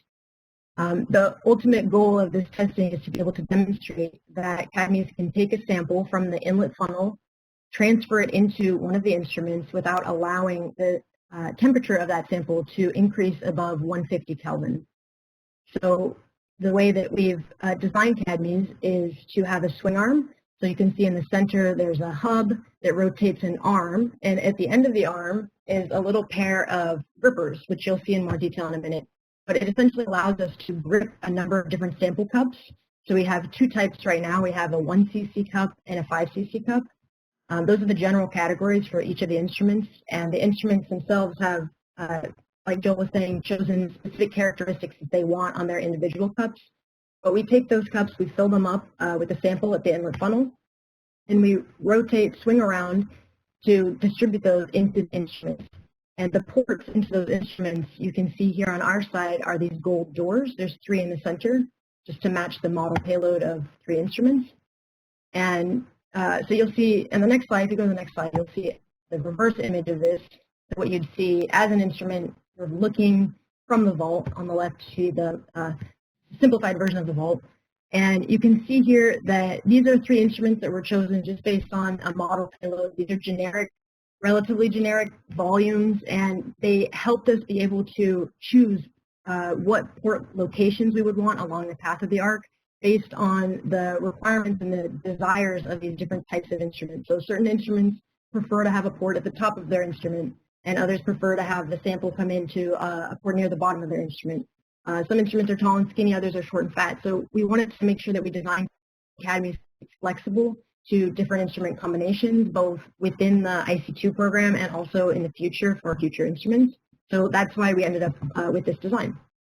So you can see here also pointed out is the instrument receiving room. So this is the part of the instrument that would accept the sample cup from cadmium. So this, we've been talking with the instruments on what kinds of things they would want to see in the receiving room, how they want to hold the cup, how they want to process the sample in the cup. And we've made sure that the designs we've come up with for the sample cups for these instruments allow them to be able to interface with the hardware that they require. So we spent a lot of time working with the instruments and getting it to a place where it's specific enough to apply to these IC2 instruments, and also generic enough and flexible enough to be able to accommodate future instruments. Next slide, please. So here's a little bit more detail of what cadmium will actually do. You can see in number 1 on the left there, that's an image of the grippers holding a 1 cc sample cup. So just for reference, 1 cc is about the size of a thimble. It's a very small amount of sample being analyzed by the science instruments, and it's mated up against a valve that's connected to the inlet funnel. So the sampling arm would deposit sample into the funnel pneumatically, which is the design as of now, and we would swing that sample around. You look at image 2 until we're in front of one of the instrument ports. So from here, we have an extension stage to allow us to extend that cup into the instrument. You can see in the 3rd picture there, entering the receiving room. And then from there, we would open the gripper and drop off the sample cup and retract out of that instrument port and allow the science instrument to perform its analysis while we go on and deliver more cups. Next slide, please. So a lot of our design has come about from these conversations with the instrument providers, the JPL, and it's also come about from a series of test units that we've made along the way. So this is a picture of our thermal brass board that was tested in the Europa chamber at Goddard. And this, you can see all the coatings are applied, and it's a simplified model mechanically, but it's a pretty detailed model thermally. So we have a number of different sensors on there that we're using to be able to correlate to our thermal modeling. And we performed this testing a few months ago. It went really well. We were able to show that we could keep the sample cup at 145 Kelvin as it did a sort of basic mock operation. That was really exciting, and we're looking forward to continuing with this testing with the full brass board so we can merge the mechanical design and the thermal design. Go to the next slide, please. Here is a zoomed-in version of what the front end of Cadmes looks like. So this is the gripper holding the cup. This was another brass board that we built to be able to verify that this concept and this design works mechanically and also thermally. We did some thermal testing on it. The key, this is kind of where all the details lie, because this is the key component is that the sample cup doesn't get above 150 Kelvin. So we wanted to make sure that we understood the details of how the cup is isolated from the motors, which provide, which we want to make sure that the heat does not get to the cup. So you can see here holding 5 cc cups, 1 cc cups. These are just generic versions of the cups that we've designed for the instruments, just to be able to prove the concept. And we did testing so we could understand how we need to hold the cups to make sure that the motors are isolated well enough. And a lot of good information came out of this. So we're really excited. We're doing fabrication now to be able to build our full-on brass board and do a full operational test in TVAC. So hopefully we get to check in again and we can update you on the progress. But for now, thank you for your time, and I'll hand it back to Joel. Thanks very much, Amelia. Our next speaker is going to, oh, sorry, Joel, my apologies. One brief chart. So to wrap up, as Amelia said, thank you very much for giving us this opportunity to tell you about some of the fun work we've been doing over the last few years, and particularly this kind of work which requires collaboration by so many different parts of the team, from the PIs in charge of instruments to Cadmes to the flight system to the sampling system. And the sampling system, I believe, is what you'll hear about next. Thank you. Thanks so much, Joel and Amelia. Our next speaker is Lori Shiraishi, who's the Europa Lander Sampling System Lead. Okay, hi, welcome. My name is Lori Shiraishi, and I'm going to be telling you about the work we've been doing to ensure that we can safely get you that European surface sample that you want to do the science that you want to do. So first, I want to talk about my background. I've been a mechatronics engineer at JPL for over 30 years, and I've spent the last 20 of those working on sampling and surface interaction on extraterrestrial surfaces, from the moon to Mars to Venus to asteroids to comets to ocean worlds. I'm also a rock climber and an amateur geologist, and I love getting to combine these passions into my work. I love that challenge of designing the most robust systems to do the hard jobs, and love being the translator between the planetary scientists and the engineers, especially as it pertains to the messiness of interacting with real physical surfaces, where it's really hard to create engineering requirements that actually address what the planetary scientists want. The past 13 years, I've led JPL's Planetary Sample Acquisition and Handling Group out of the Spacecraft Mechanical Engineering section. Well, while we designed, built, tested, and operated the Curiosity rover's multifunctional drill and scooping and powder delivery system. And also as we've developed and delivered Perseverance rovers, even more complex sampling and caching subsystem to acquire and encapsulate rock cores for the start of Mars sample return. In the meantime, we've also developed sampling saws for Venus, bi-blades for comets, brushless samplers for asteroids, rasps for Enceladus. And then along with Joel, I worked on the Phoenix Mars lander as the robotic arm mechanical lead. And we worked with Honeybee Robotics then to develop the icy soil acquisition device to penetrate the frozen northern plains of Mars. And we got some great experience on the extra challenges that go along with handling icy granular material and the importance of testing in the right environments. So from all of these experiences, we're constantly working to tease out the right lessons to learn from past experiences and apply them to the next exciting target. And this is a super exciting target. So saying all this to share, to give you the confidence that we have the know-how to excavate and collect sample of surface Europa. Next slide, Kevin. So we've been working on sampling for Europa Lander for over 4 years, and I've been there every step of the way. The team has grown and shrunk and grown again, but I've been there through the whole thing. We got, as Earl had talked about earlier, we had great reviews from our Delta MCR, and we're approaching this challenge very methodically. They can next build. we have some primary risks, obvious risks: uncertain terrain topography, uncertain material properties, this challenge with the sample integrity, and a very harsh environment. So we're approaching this, we're targeting these risks, approaching it methodically, taking the time to bound the uncertainties of the task, casting a wide net for solutions, manipulator configurations, tool types, control schemes, and given the challenge of dealing with these cryogenic ices, we're building our knowledge base of material properties and sourcing analogs, as well as trying to fabricate analogs.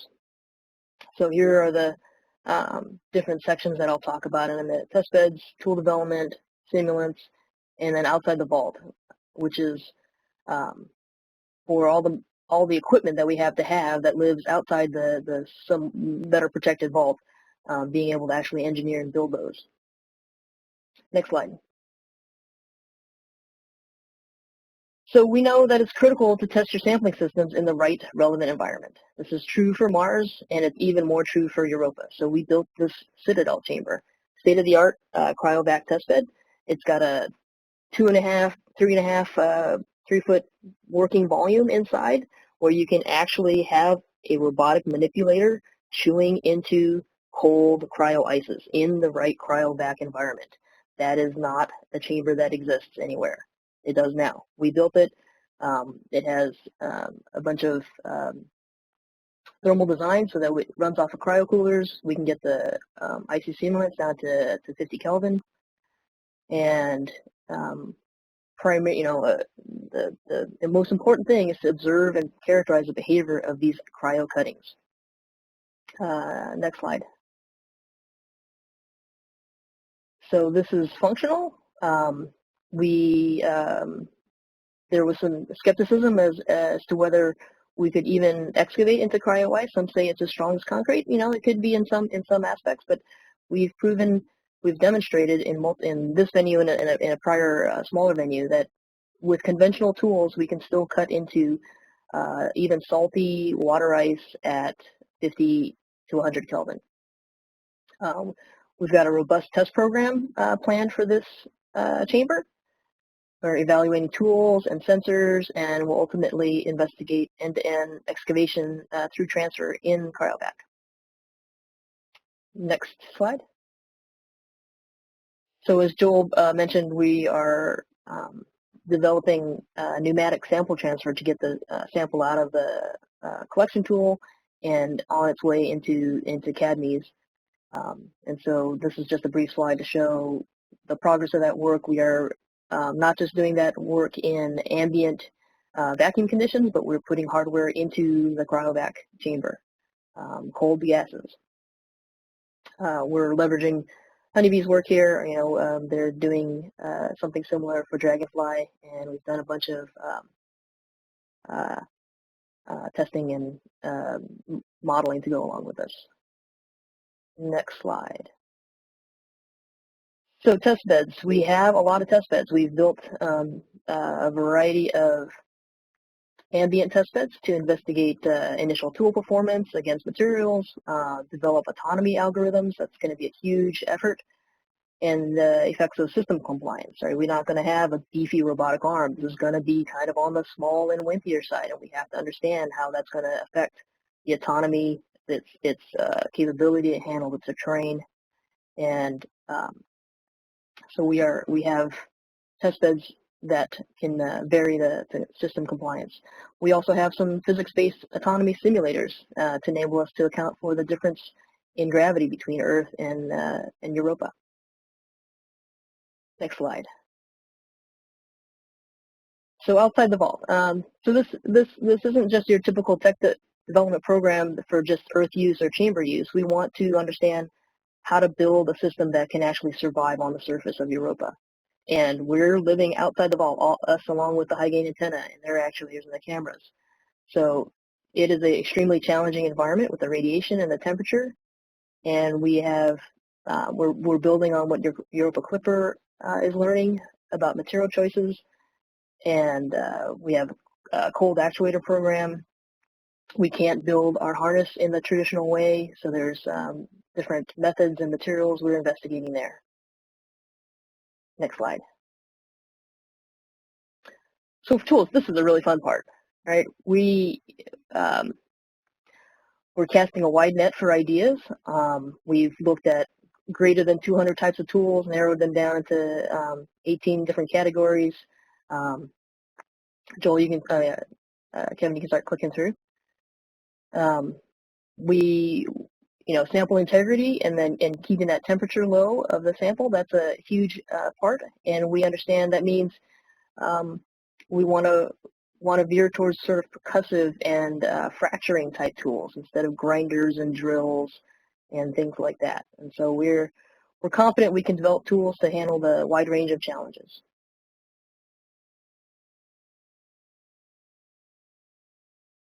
Next slide. So for simulants, again, back to bounding the uncertainties of the task. We don't want to place requirements on Europa to cooperate with us. We want to challenge ourselves with developing systems that are robust to a wide range of possibilities, both in the topography and the material composition and strengths. Not saying that these are exactly the simulants we would use. We just want to highlight the range of conditions and challenges we want to throw at our system and make sure they're robust too. Next slide. And so we are developing some of our own compositions and recipes, making salt-laden water ice in quantities big enough to excavate with a tool. It's a challenge, and so there's a development process for that. We are also performing a variety of mechanical properties tests to tease out which material properties, in which ways can we exploit and be the most efficient at breaking into cryo-ices. Next slide. And so first, as with tool development, we're taking all of our hard-earned experiences from simulant and tool development from Mars programs and pulling the right lessons. And we want to make sure that we're always testing against a variety of conditions, not with nice planar surfaces and orthogonal tools, testing against a wide range of conditions and shapes. We already have hundreds of tests under our belt and plans for many more. If you have suggestions for additional challenges we should throw at our systems, let us know. And then I'll finish with one last slide. Wrap up with our future plans and some images of some of the team. We're building towards, I think Earl mentioned this, autonomous field testing in the summer of 2022. And we will be continuing our risk reduction through our testing and development in ambient and in our cryovac chamber. And then here's some of the team with the Citadel chamber. And like I said, we're thrilled to be working on this task, and we're bringing all of our experience to bear, and we're confident we can deliver a system that'll work. And with that, I'll hand it back to Joe.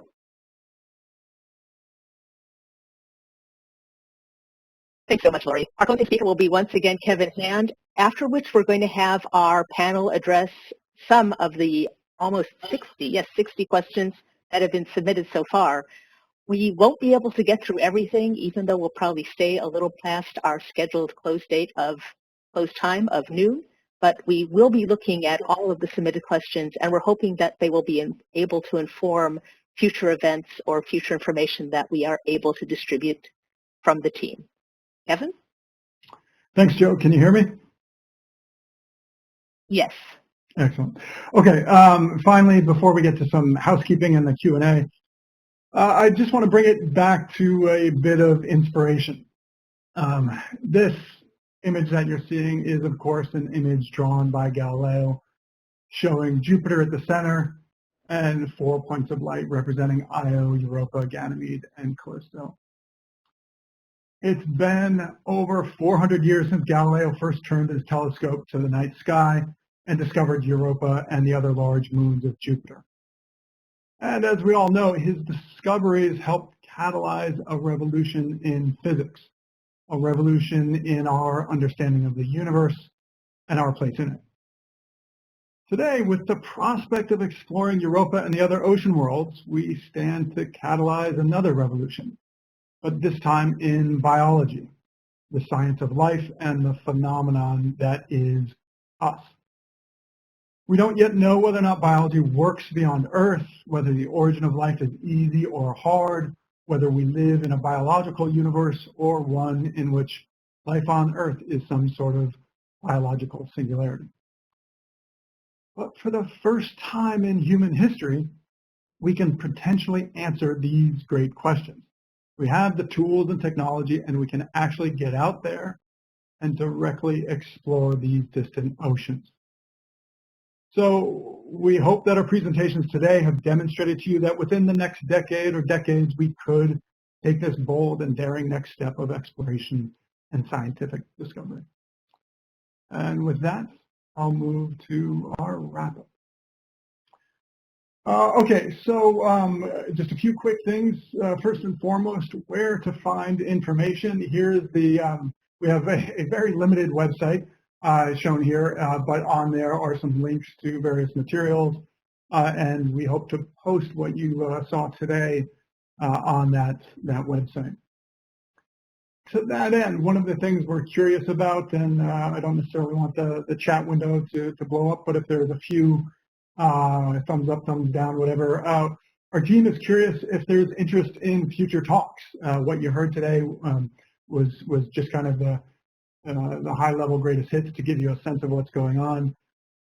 As I mentioned, we've got a really phenomenal and deep team. We can do talks on the deorbit descent and landing system, on autonomy, on planetary protection, et cetera. So if we get some positive feedback on that, we'll work towards providing those future talks. Next bullet is that the decadal survey, the Planetary Science and Astrobiology Decadal Survey, is coming up.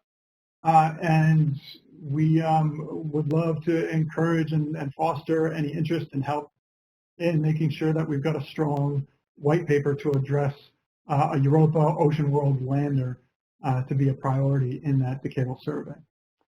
Many of you have registered, and so we'll send an email follow-up to inform you about how to get involved. And so if you haven't done the official registration, please be sure to do that so that we can send out subsequent emails. And lastly, let's get to the Q&A from Mentimeter. Jake, are you out there and you got some questions? Hey everyone, my name is Jacob. I'm going to be going through some of these questions. We've got the top question, very good question. Enceladus has confirmed plumes and surface/subsurface ocean interactions. Could you comment on the pros and cons of going to Europa versus Enceladus to look for biosignatures? Yeah, I'll take that question. The short answer is I think anybody in their right mind would love to go to both. These are phenomenal ocean worlds, and part of what Earl and Ray described, and also Joel and Lori, is that some of the technologies that we're building pave the way not just for exploring Europa, but also Enceladus. A little more specific on the science side, we still have a lot to understand about Enceladus. How old is Enceladus? How old is its ocean? What kind of redox chemistry may actually exist in that ocean? You know, on Europa, we have a decent degree of confidence that Europa's ocean has been around for the history of the solar system. We don't yet know that about Enceladus. Coupled with that, as challenging as the radiation may be to the engineers, any microbes or other organisms within Europa's ocean, should they exist, might actually benefit greatly from that surface radiation chemistry. When we look at Europa's surface, we see oxygen, we see sulfate, we see hydrogen peroxide, we see all these compounds that make a great lunch for not just microbes, but potentially even larger organisms. Coupled with that is the technology. You know, out at Enceladus, we don't have a precursor mission such as Europa Clipper. Europa Clipper is helping to capture some of the imagery and other data, as Cynthia so well described, that will help inform both the engineering and the science of site selection. We don't have that at Enceladus. and Enceladus is 10 AU away, 10 astronomical units away. That basically requires that you use RTGs, radioactive or MMRTGs, various radioactive power sources. We can use a radioactive power source for the Europa lander that you just saw, but it increases the complexity, the mass, and also tremendously complicates the planetary protection situation. But lastly, I'll just say that Enceladus is giving us a beautiful opportunity to investigate potential biosignatures without having to land. And I'm a firm believer that if you can do a simpler mission, you should. And there are, what you just heard today for folks who are not that well versed in the different types of missions that NASA does, there is the smallest class, the Discovery missions. The next class up is New Frontiers, and then Flagship are the largest missions. What you heard today is a Flagship class mission. I would love it if we could land on Europa or do Europa biosignature science without having to land on the surface. But the nature of Europa's gravity and size is such that plumes don't actually erupt that far out into space from Europa. And Enceladus, though, this is a tiny world. It's 500 kilometers in diameter. Europa's 3,000. And so the plumes on Enceladus eject material out into space, and you can actually design a New Frontiers class mission that could sample that material and look for signs of life. I wish we could do that on Europa. Flagship missions, as I like to say, flagship missions should be your mission class of last resort. You should run kicking and screaming to a flagship mission. And so I would love to see some New Frontiers missions out to Enceladus that would sample the plumes and also provide some of the reconnaissance imagery and data that we need to then have a lander that goes down to that surface. And that lander could have a lot of heritage from a lot of the technologies that you saw in development for the Europa lander. But again, I mean, you're asking to pick your favorite child. The Europa and Enceladus are both beautiful and exciting alien oceans. Next up, Jake. Cool. Next question is, how firm is the payload? Would other mature instruments compatible with science be considered? How would these overcome the disadvantage of not being part of accommodation and interface studies? Joel, can I ask you to take that? Certainly, I'd be glad to. So I think in part, or I think to break it down, would other instrument types be considered that are compatible with the mission goals? Absolutely. And certainly if you look back at past flagship mission instrument selections, there's been a mix of instruments that fit exactly what the model payload was looking for, and some instruments selected that are go a little beyond it or a little bit different. So we fully expect that to happen. As far as overcoming any impediments relative to these accommodation studies, as I mentioned, we welcome talking to other teams that are funded from other sources that maybe didn't get an IC grant, and we have a couple of those. We're looking at, in particular, we focus on what aspects of their accommodation seem to be kind of similar to some other instruments we're already working with. And that's great because then we know how to do that. There's, kind of done. Most interested in looking at, of course, what might be unique and a new kind of thing that we haven't dealt with yet from additional folks. So I would encourage you to get in touch with us, and we'll talk through it. Great answer, thanks. I'm going to go ahead to the third question here. I'm curious about the requirement of taking samples from at least a depth of 10 centimeters.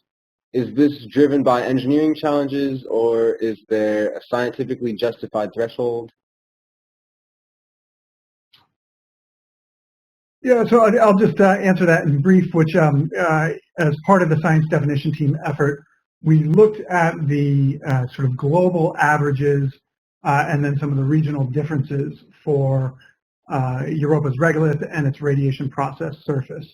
And there's a great paper spearheaded by Tom Nordheim that looks at some of that, the geography of radiation processing and the depth to which potential biomarkers, potential molecules that would qualify as biosignatures might be processed.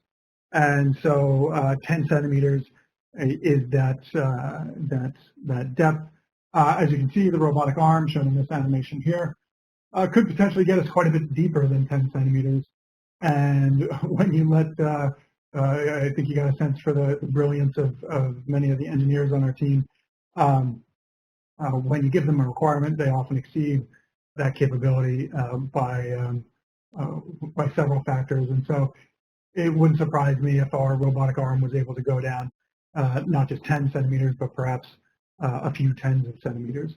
So at this stage, we're in pre-phase A, and we're developing an arm to meet that requirement from the science definition team, and that is tied to that radiation processing and regolith.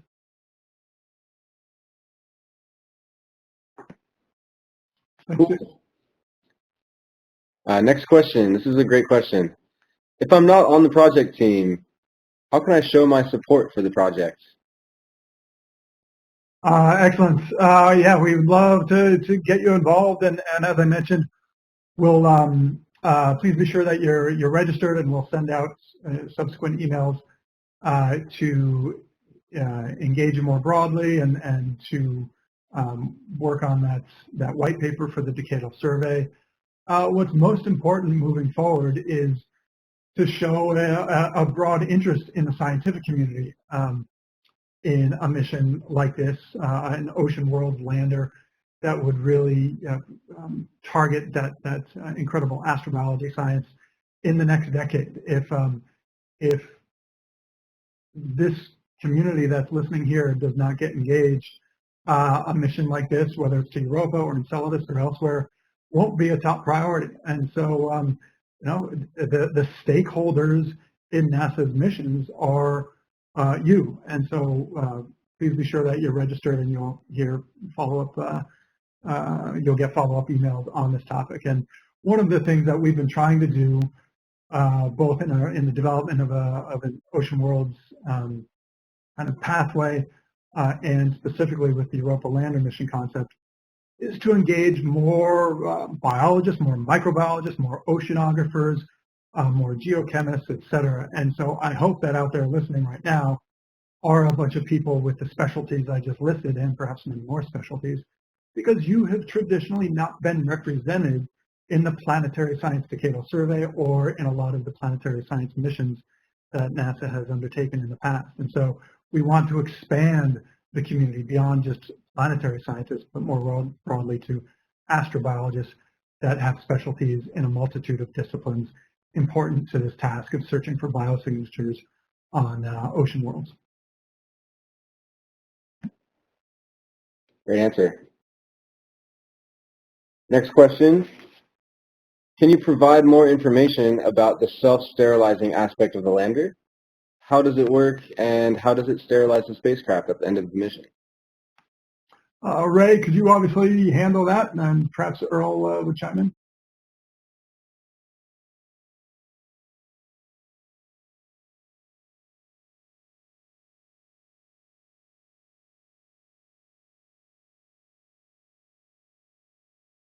You out there, Ray?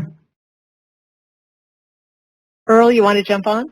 Yeah, maybe I should go ahead if Ray's not available. It's pretty much the way we described it. The idea is for this thing to get up several hundred degrees centigrade. Right now we're working to a requirement of 500, although we've maybe relaxed it, and stay at that temperature for about half a second or so.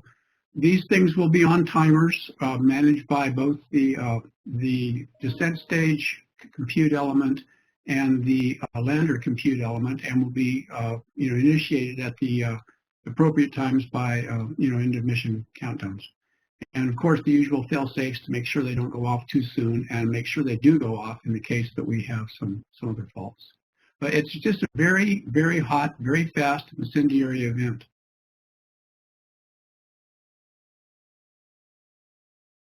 Yeah, I like to think of that as our Mission Impossible button at the end of the life of the lander, and that thermite ignites. And it's a lot of great work being done by our colleagues at Sandia National Labs in New Mexico.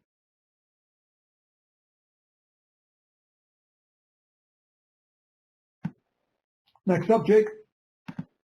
Great. Next question. Will the shown presentations be made available? Short answer to that is yes. This has all been cleared, and so we'll likely post the recording and a PDF of the slides to that website that I showed here. Go back. So this website is the place to go for finding that information, and hopefully we'll get that up in a matter of days to weeks. Cool. Another question here. Could Europa Lander have a payload that goes below the ice? In the current mission concept, the short answer is no, but one of the things that we have looked at in the past is the possibility of essentially tech developments or technology tests that might kind of pave the way for a future drill or melt probe that would go deeper into the ice. And so that is to say that the current mission concept does not have that, but there's always a little bit of wiggle room here and there, but I would not want to get your hopes up too much on that.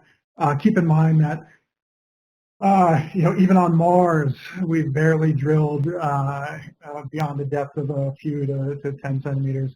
The deepest that any world has been drilled in our solar system was nearly 10 feet, almost 3 meters. And that was on our moon by astronauts standing there with drills, working really hard to get deeper. Better for worse, astronauts are going to have to go into the surface of Europa. They would die pretty rapidly, and so we have to learn to crawl before we can walk. We have to learn to scratch and dig into the surface before we can actually really start to drill and melt into the much deeper regions. And as I mentioned earlier, dream of dream missions of getting a submersible into the ocean below. So I would love to do such, but let's take it step by step. Cool.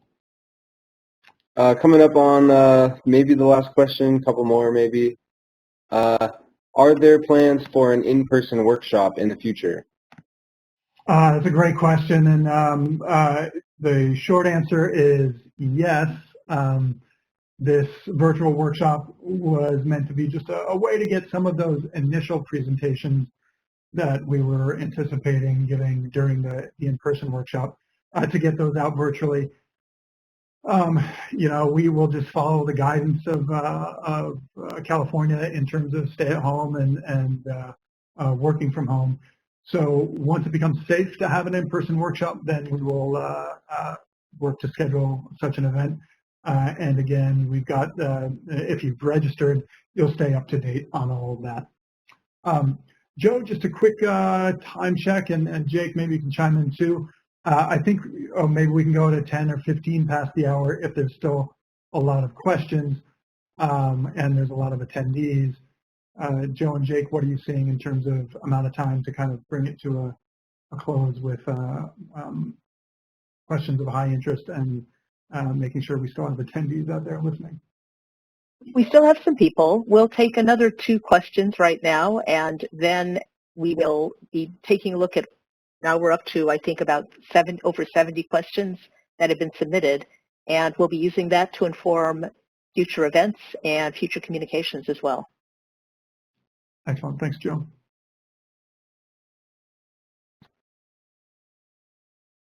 Cool. So another question.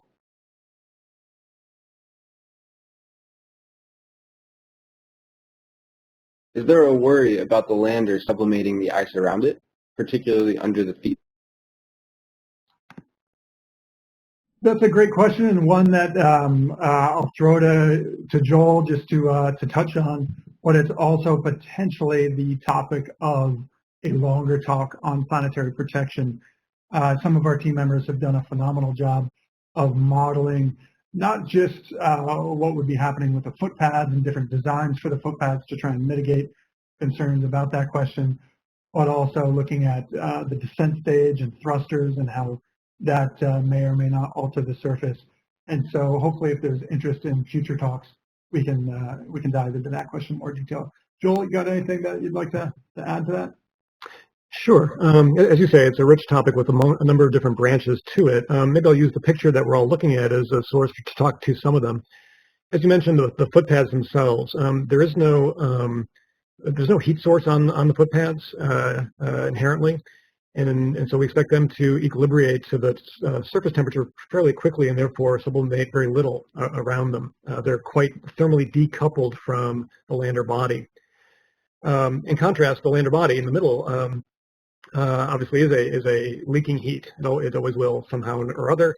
So the design, sort of visible in this picture, is that there is a belly pan beneath the vault that is the physical object that touches the surface and that is decoupled thermally from the lander vault.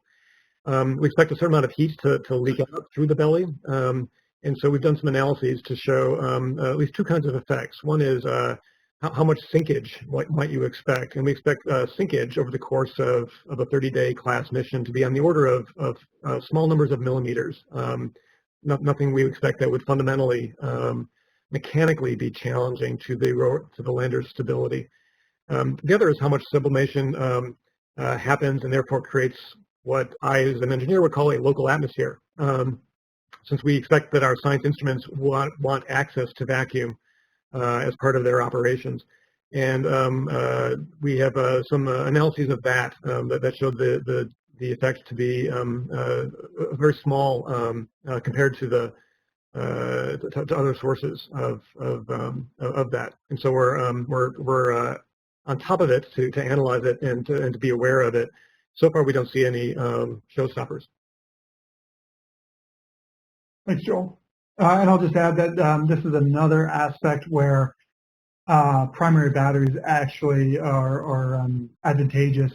A radioactive power source creates a slew of thermal accommodation problems, which can also add to this issue of creating a local atmosphere, causing sublimation in areas where you don't want that to happen. So the primary batteries don't have that kind of challenge. Jake? Cool. Looks like we have time for one more. And